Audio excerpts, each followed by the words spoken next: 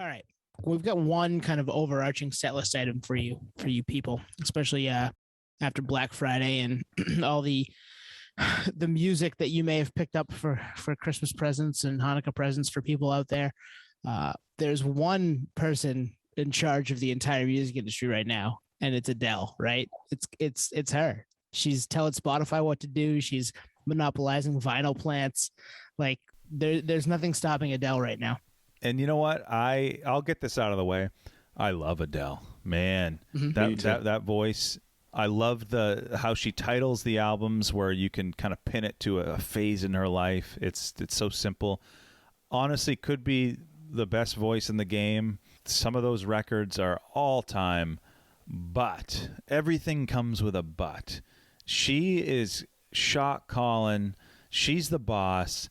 So what'd she do? She asked, before the release of this new album, she asked Spotify to suspend the auto shuffle feature for full albums. Is that right? Yep.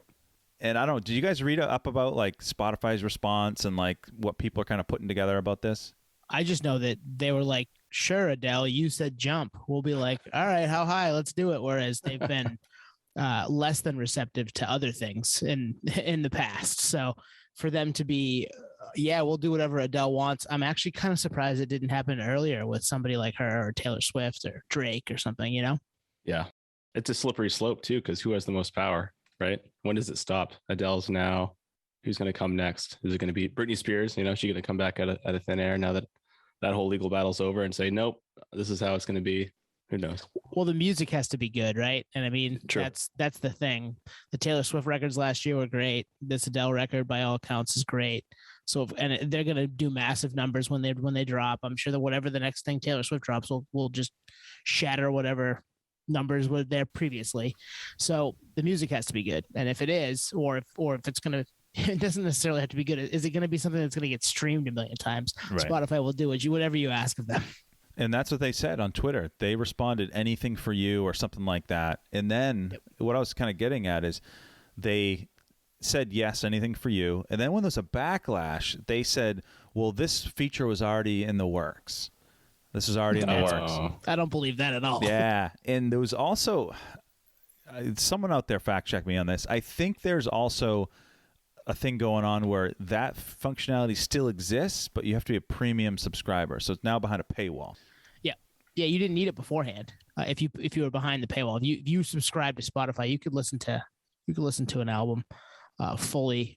They did kind of mess with it a little bit not that long ago, but if you were just the free option, you weren't listening to anything in any order. They were just tossing music at you, and you'd have to deal with it. This is crazy. I just feel like if this is really the case, like I was saying earlier, is it a slippery slope? You know, who has the last say?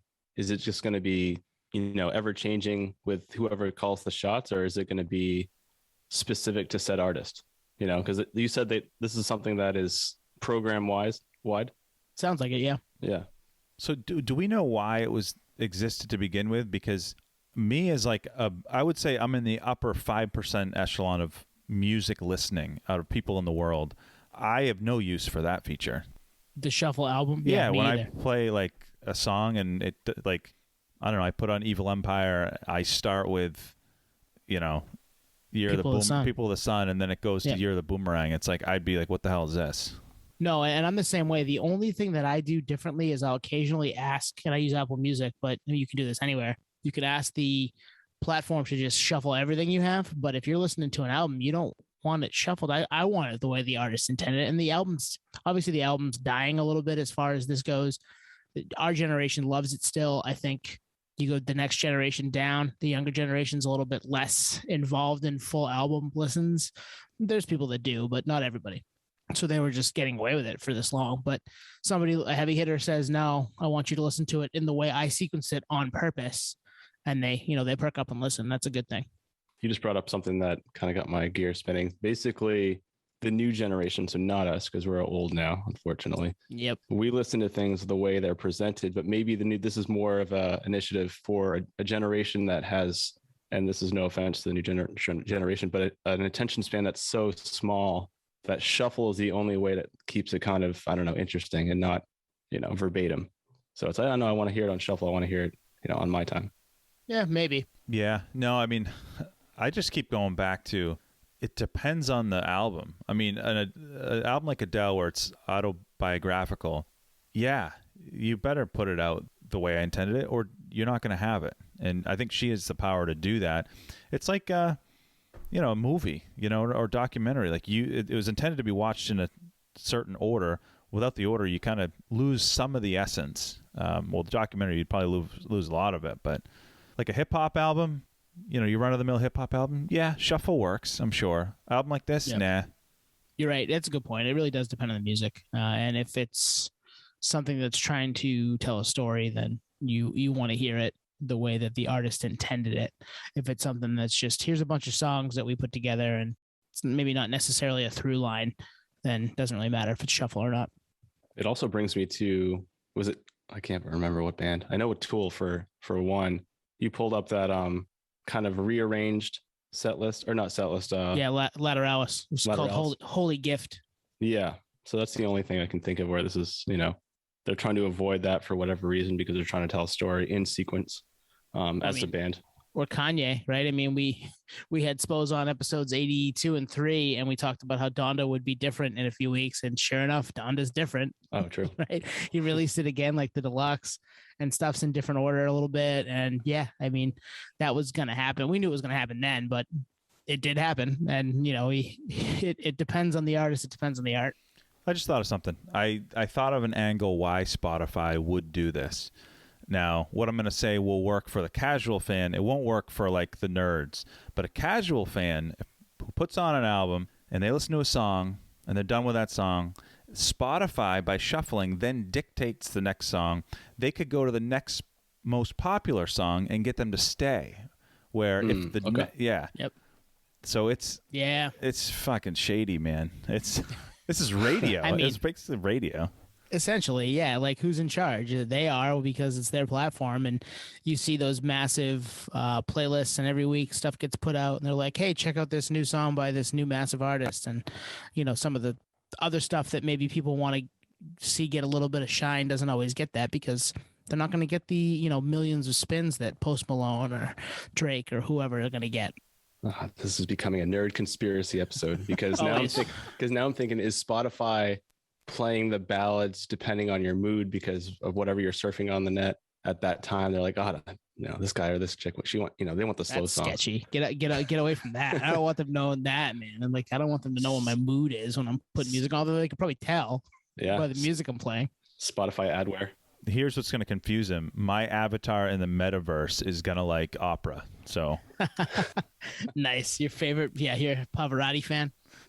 All right. We could go on all night about that piece of it. There's a whole nother Adele storyline, right? And you hinted, Tone. She's the vinyl industry. She's basically taking it over. She's taking all the supply, right? Another supply chain shutdown, which, I mean, you probably have heard enough of that the last month or so. But yeah, she, in hopes for people buying her record on vinyl for Christmas, has kind of monopolized the vinyl production game over the last handful of months.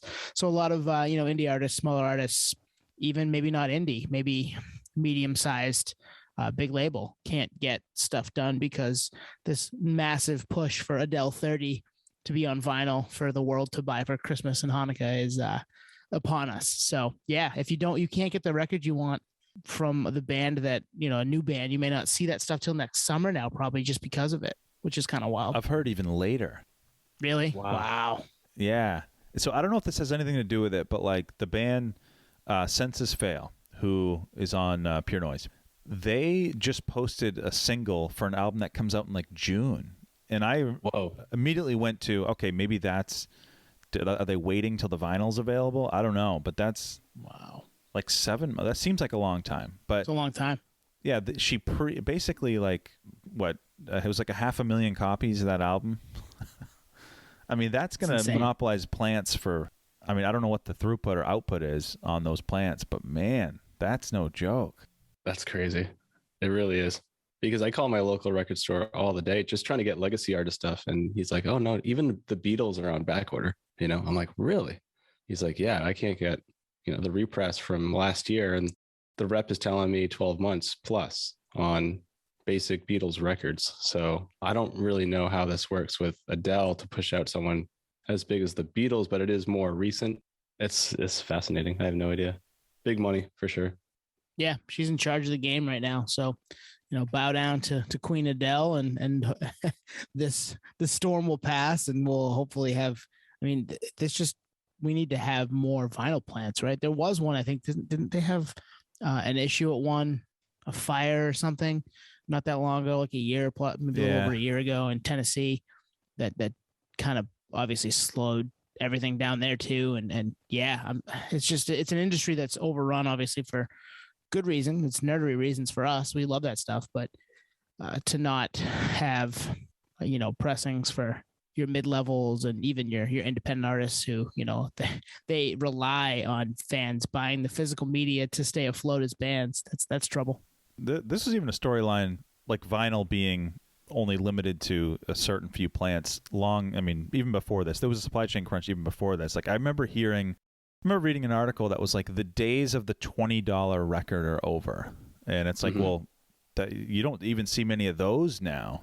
No, you're up in Gatefold's $30. Yeah. But like, this is almost a segue into would you rather, but like, would you spend $40 on a new non-album it's like a new album that's not Gatefold? Ooh, I might have a hard time with that. Yeah. And I'm not saying that's what it's going to be, but I've read that prices are going up. Yep.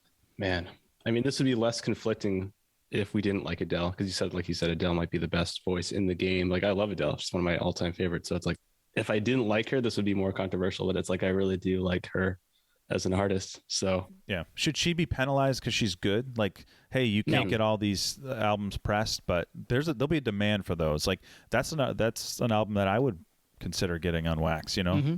Yep. No, you're right. She shouldn't be penalized for being the talent that she is and the way that things have gone for her, or because she's talented and because the music's good. It's not like we said at the beginning of this, it's because the music is good. If the music is good, all these things can happen. If it's not, it's tough. Now you get set into kind of that perpetual motion of the same 4 or 5 artists get the pub, but the music is good and people connect to it and they listen to it. That's the reason. Yeah, I guess this is obviously a little sidebar, but I think that's why NFTs are becoming so big, right? Because now that supply shortage is like, what's the alternate? So NFT as an indie band or even a legacy act that for whatever reason got edged out on a vinyl release, because that is kind of like the one tangible item that is the ultimate collectible. So next to that or parallel to that really is an NFT. So, and I'm sure Adele will do that too. So she's just monopolizing. Oh yeah, there'll be Adele NFTs. There'll be NFTs that coming out of NFTs that no one wants, but they're going to happen, right? Mm-hmm. I mean, we're going to see them everywhere. Yeah, and I love that in the digital space, but it's also sad because I don't think could you see anyone standing up a vinyl pressing plant? It's like it's cost prohibitive. Like, I don't know. I think this is going to get worse before ever it gets better. Yeah, you're probably right. Unless Patio Slave crowdfund something, we get some seed money. We would love to do that. I mean, we've talked about that behind the scenes a little bit, but yeah, obviously we don't have the pull like Adele right now. Maybe someday. Yeah, I was going to say yet.